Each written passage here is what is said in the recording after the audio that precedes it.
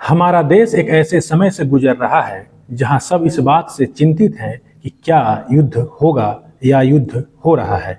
अखबार, TV, social media, हर जगह बस यही खबर है। युद्ध की ही बातें हैं, भारत पाकिस्तान का ही चर्चा है। हर कोई बस यही जानना चाह रहा है कि आखिर हो क्या रहा है। लेकिन इन सब के बीच और भी बातें हैं जो जरूरी हैं। देश में सिर्फ युद्ध नहीं है, और भी बहुत कुछ हो रहा है जो जानने, समझने और सोचने की बात है। नमस्कार, हमारा नाम निखिल है और आप जनता बोध देख रहे हैं। आपको याद होगा 14 मार्च 2025 के दरमियानी रात जब सारा देश होली मना रहा था तो दिल्ली से एक खबर आई कि दिल्ली हाई कोर्ट के जज यशवंत वर्मा के घर से कैश बरामद हुआ है, रुपया बरामद हुआ है।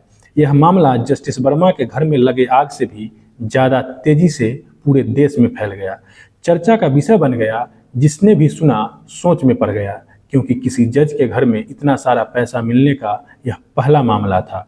जस्टिस वर्मा इससे इनकार करते रहे, मगर आरोप लग चुका था, तीर कमान से निकल चुका था।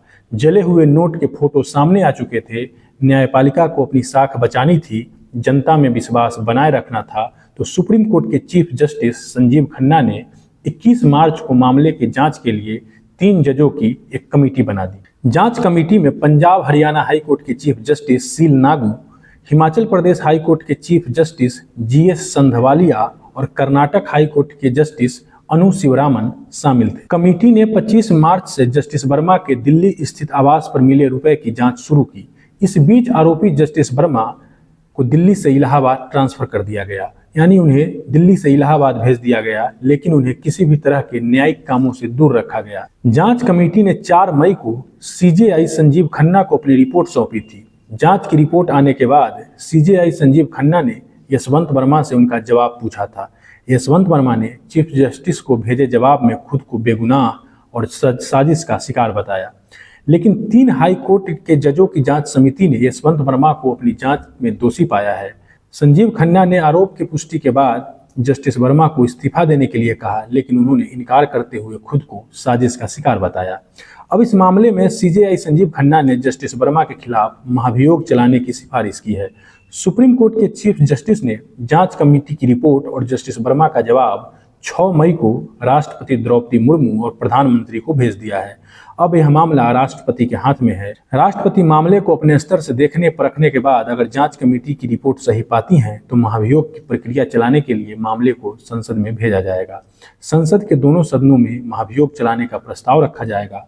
दोनों सदन में प्रस्ताव पास होने के बाद ही जस्टिस यशवंत वर्मा को पद से हटाया जा सकता है।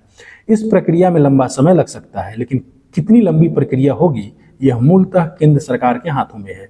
लेकिन एक बात तो साफ है कि जस्टिस वर्मा के खिलाफ आरोप की पुष्टि हो चुकी है और न्यायपालिका की साख बचाए रखने के लिए कड़े कदम उठाने की आवश्यकता है, ताकि आम जन का भरोसा न्याय पर बना रहे। अगर जस्टिस यशवंत वर्मा को महाभियोग द्वारा हटाया जाता है तो वह महाभियोग प्रक्रिया द्वारा हटाए जाने वाले देश के पहले जज होंगे। धन्यवाद, आभार। मैं निखिल कुमार, आप जनता बोध देख रहे हैं। इस मामले में अपनी प्रतिक्रिया हमारे कमेंट बॉक्स में लिखें। वीडियो को लाइक और शेयर करें। हमारे चैनल जनता बोध को जरूर सब्सक्राइब करें।